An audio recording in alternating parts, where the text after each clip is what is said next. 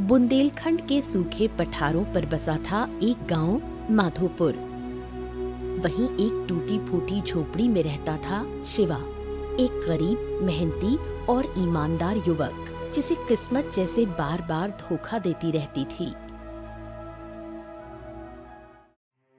शिवा खेत में फावड़ा चला रहा था, तपती धूप में पसीने से लथपथ चेहरा, पर हिम्मत अब भी बाकी थी। खेत बंजर पड़ा था, पानी की एक बूंद तक नहीं थी। इतनी मेहनत कर ली हमने, फिर भी हमारे खेतों में कुछ न उग रहा। हमारी तकदीर तो ऐसा लग रहा है कि सच में पत्थर ही पर लिखी गई है। तभी उसका दोस्त प्रीतम वहां आ पहुंचा। काय रे शिवा, तू फिर से मिट्टी खोद रहा है? अरे हमने तो सुना है कि इस बार तो बीज ने भी मना कर दिया कि भैया हम इस मिट्टी पर ना उगे हैं। अरे प्रीतम, तू तो जानता है मेहनत करने वालों को भगवान देर से देता है, पर देता जरूर है। भगवान? अबे तेरे हिस्से का तो भगवान भी भूल गया। पूरा गांव कहता है कि तू तो जन्मजात बदकिस्मतैया है। हाँ, ज्यादा खीखी करके दांत न दिखाओ, बड़े आए। हमने भी सुनो है लोग क्या कह रहे, पर प्रीतम सही बताएं तो हमारे अंदर से ना एक आवाज कहती है कि हमारी तकदीर बदलेगी। जब कोई भी ना मानेगा ना पूरे गांव में, तब भी हमको लग रहा है कि हमारी तकदीर तो बदलेगी। हाँ, अबे तू भी ना शिवा सपनों की रोटी पर जिंदा है। कम से कम हमारा दिल तो जिंदा है प्रीतम, और उम्मीद भी।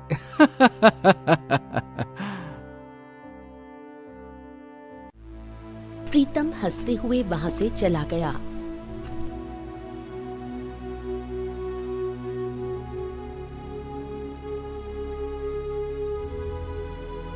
शाम को शिवा अपने घर लौट आया। उसकी माँ मिट्टी की चूल्हे पर बैठी थी, पर चूल्हा ठंडा पड़ा था। बेटा, लगता है भगवान ने तेरी तकदीर बिना स्याही की कलम से लिखी है। ए अम्मा, तुम ही तो सिखाती हो, हिम्मत कभी ना हारनी चाहिए। पर बेटा, जब पेट भूखा हो और किस्मत अंधी, तब माँ का दिल कांप जाता है। अपने दिल को जरा थाम तो अम्मा। तू देखना, जिस मिट्टी को सबने छोड़ा है ना, वहीं हम एक दिन सोना उगाएंगे। हाँ, तेरा भरोसा अभी भी नहीं टूटा? हमारा भरोसा अबे ना टूटो अम्मा। तकदीर को हम नहीं चुन सकते, पर तकदीर से हारना भी तो जरूरी नहीं है ना। तू बस हमारा साथ दे अम्मा, फिर देख हम क्या कमाल करते हैं।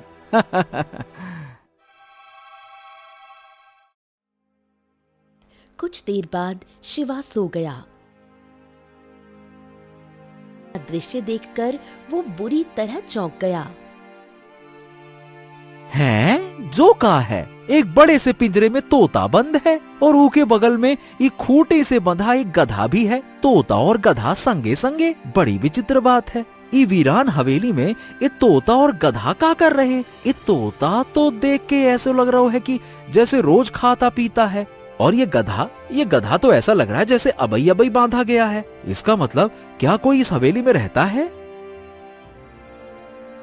तभी तोता शिव को देखकर इंसानी आवाज में बोल पड़ा। आखिरकार तू आ ही गया शिवा, लेकिन तूने आने में देर कर दी। तभी गधा भी इंसानी आवाज में बोल पड़ा। तो क्या हो गया? अगर सुबह का भूला शाम को आ जाए तो उसे भूला ना कहते।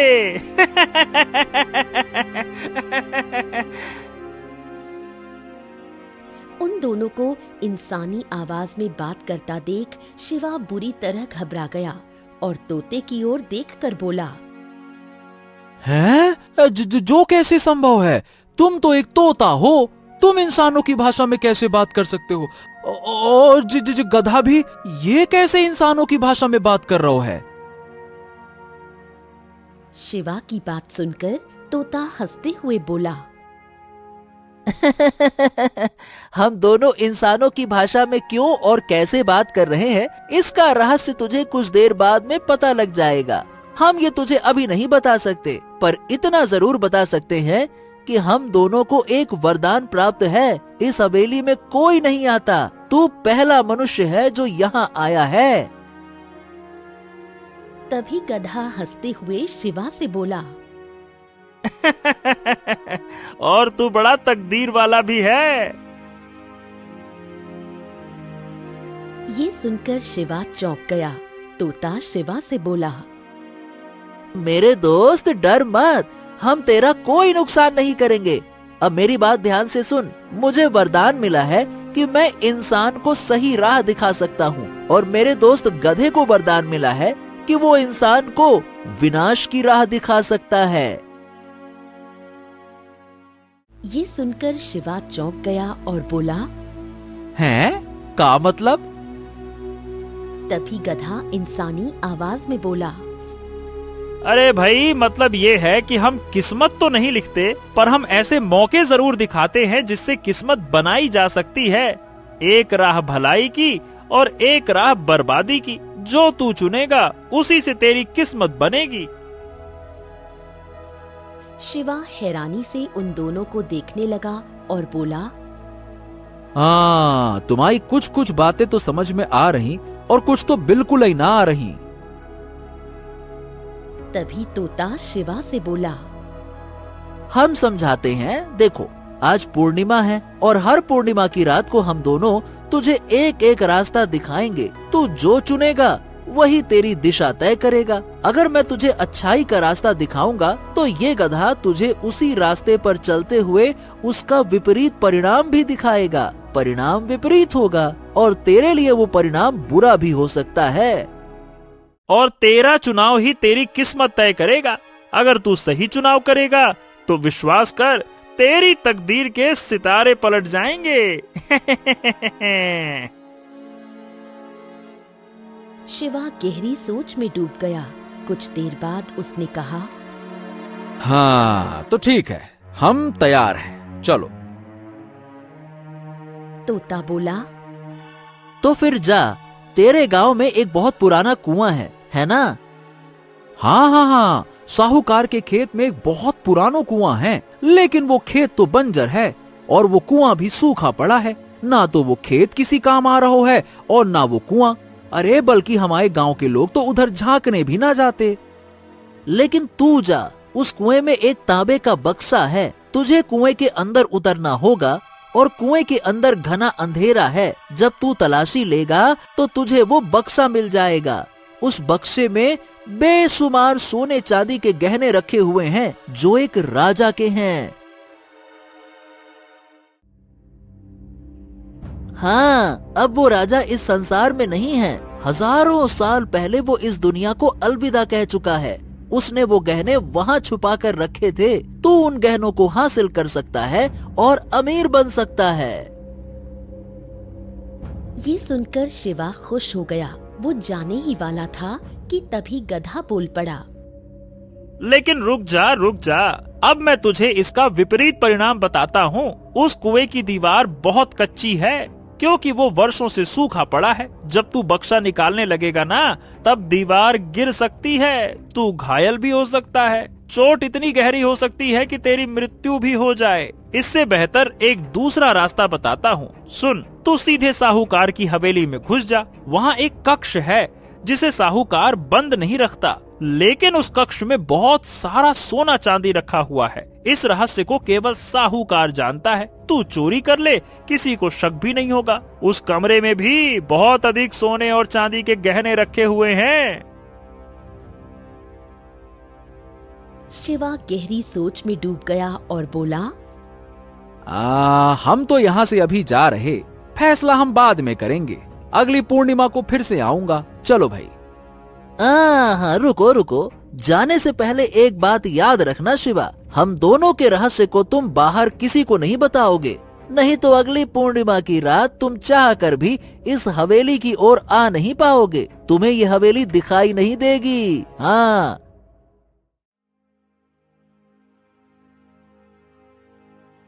शिवा सीधे साहूकार के बंजर खेत की ओर चला गया। खेत की ओर जाते हुए वो बड़बड़ाने लगा, हमें तो लग रहा है कि इस बार वाकई में हमारी तकदीर बदलने वाली है। हाँ।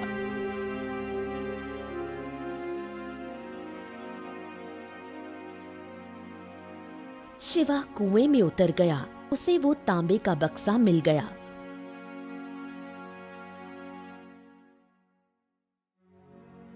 शिवा बक्से को लेकर कुएं से बाहर आ गया और रात के अंधेरे में अपने घर की ओर चल पड़ा। घर पहुंचकर उसने वो बक्सा खोला तो उसमें बेशुमार गहने देखकर उसकी मां चौंक गई। इतने सारे सोने के गहने तेरे पास कहां से आए? अरे अम्मा, बस समझ लो यही हमारी तकदीर में लिखा था। और अम्मा विश्वास करो, तुम्हारा बेटा कभी चोरी ना कर सकता। शिवा की मां भावुक हो गई और बोली, मुझे पूरा विश्वास है तू कोई गलत काम नहीं कर सकता।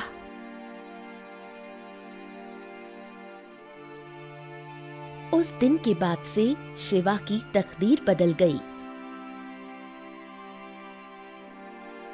उसकी झोपड़ी अच्छे मकान में बदल गई। उसने खेती छोड़कर व्यापार करना शुरू कर दिया और देखते ही देखते वो धनवान बन गया।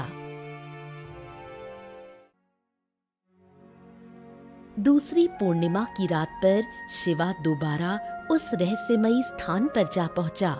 तोता और गधा पहले से मौजूद थे। लगता है तूने अच्छाई के रास्ते को चुना। चलो अच्छा है, अब देख तेरे साथ क्या होता है। अब मेरी बात ध्यान से सुन। राजा चंद्रसेन अपने महल में युवकों की परीक्षा ले रहा है। जो जीत गया उसे दरबार में संदेश वाहक बनाया जाएगा। तू जाकर भाग्य आजमा, भले ही कठिन हो, लेकिन जा। लेकिन अगर तू वहां गया तो तुझे पहरेदार मारेंगे। तू क्या करेगा? क्या वहां पे जाके राजा की सेवा करेगा? अरे सीमा पर एक सराय है, वहां से व्यापारियों का माल लूट और जल्दी अमीर बन जाएगा। हाँ। शिवा ने तोते की बात मानी।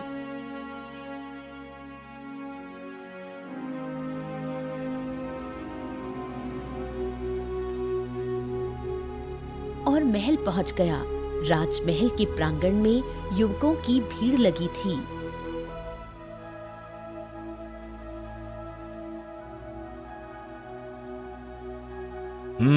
हम आज 3 परीक्षा लेंगे, बल की, बुद्धि की और धैर्य की। जो इन तीनों में सफल होगा वही बनेगा हमारा विशेष संदेश वाहक। पहली परीक्षा बल। राजा की ओर से 2 सैनिक आते हैं।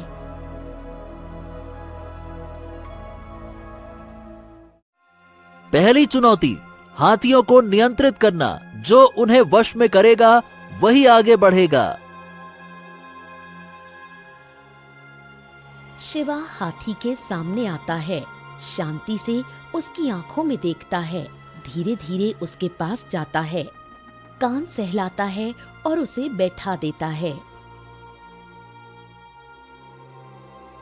ओए, इसने तो कर दिखाया।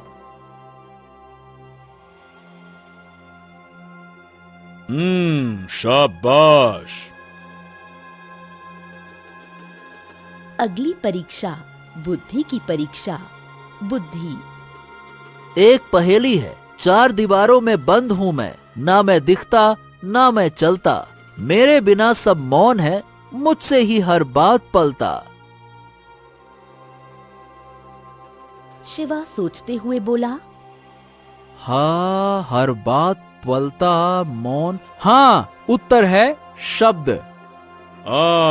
बिल्कुल सही। और अब तीसरी और सबसे कठिन परीक्षा धैर्य।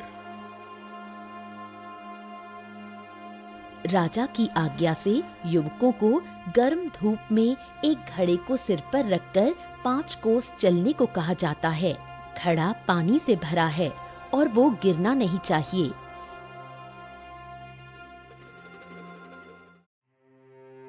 शिवा पूरे रास्ते मौन, शांत, संयमित रहता है। घड़ा नहीं गिराता।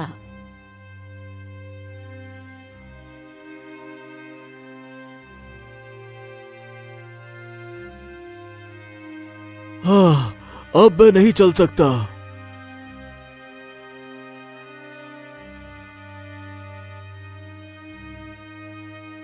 अरे मेरा तो पानी छलक गया। लेकिन शिवा ने न पानी गिरने दिया न थकावट दिखाई। वो 5 कोस चलकर समय पर वापस पहुंचा।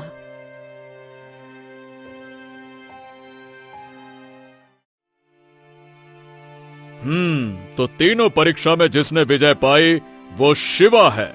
हम इसे राज्य दरबार का संदेश वाहक नियुक्त करते हैं। दरबार गूंजता है, जय हो जय हो। राजा चंद्रसेन की सेवा में हम सदा समर्पित हैं। महाराज की जय हो।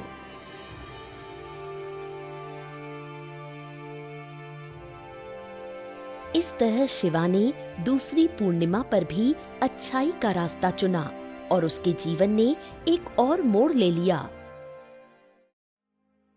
गांव वालों ने शिवा को हमेशा फूटी तकदीर वाला समझा था।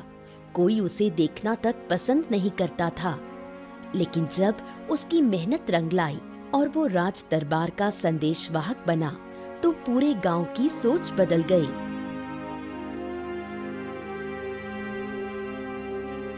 अरे भाई, शिवा तो अब तकदीर वाला बन गया रे।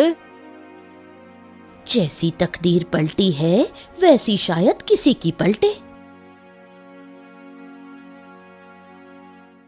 वही गांव जो कभी उसका उपहास करता था अब उसे सम्मान की दृष्टि से देखने लगा।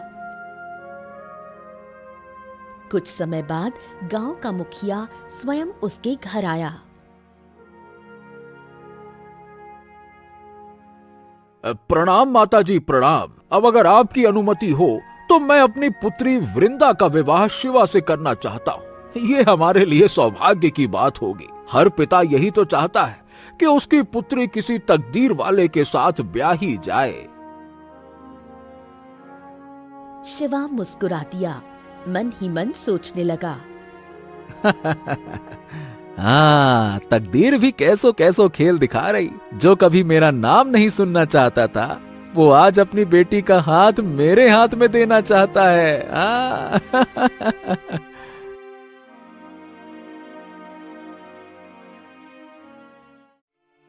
कुछ ही दिनों में विवाह संपन्न हो गया।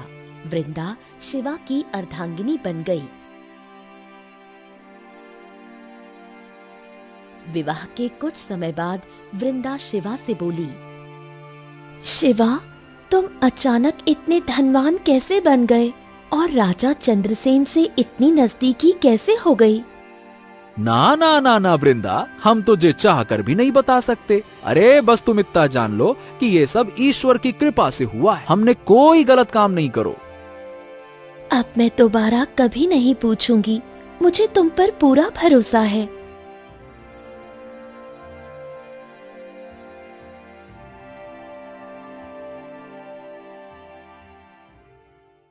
समय बीतता गया, लेकिन पूर्णिमा की रात शिवा को फिर से तोते और गधे की याद आई। उस रात कुछ खींचता हुआ उसे हवेली की ओर ले गया। हवेली की दहलीज पर कदम रखते ही दीवारें कांप उठीं।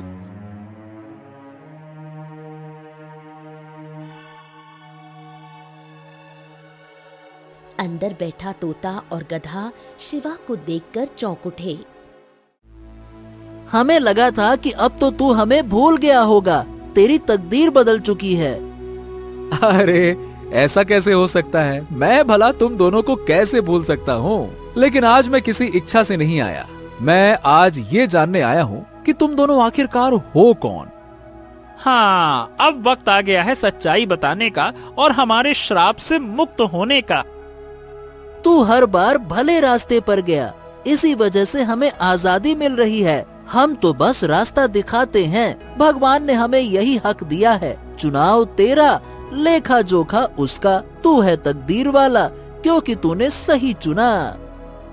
तो क्या तुम सच में हमारी मदद कर रहे थे या हमें भटका रहे थे? हम इस हवेली के श्राप हैं। सुनो, 100 साल पहले यहाँ के राजा ने तकदीर पर शोध करने की ठानी थी। उसने सोचा कि अगर इंसान की आत्मा में प्रवेश किया जाए तो उसकी तकदीर की रेखाएं देखी जा सकती हैं। और फिर राजा ने मंत्र रचे, लेकिन ईश्वर नाराज हो गए। राजा तो खत्म हुआ, पर उसके 2 सेवक हम इस श्राप में फंस गए। हमारे श्राप की मुक्ति का मार्ग यही था कि हम एक मनुष्य को 2 राहें दिखाएं और वो हर बार अच्छाई की राह चुने।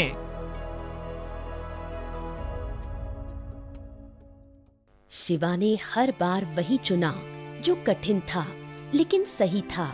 उसी क्षण तोता और गधा रंग बिरंगे प्रकाश में बदलकर 2 पुरुषों के रूप में प्रकट हुए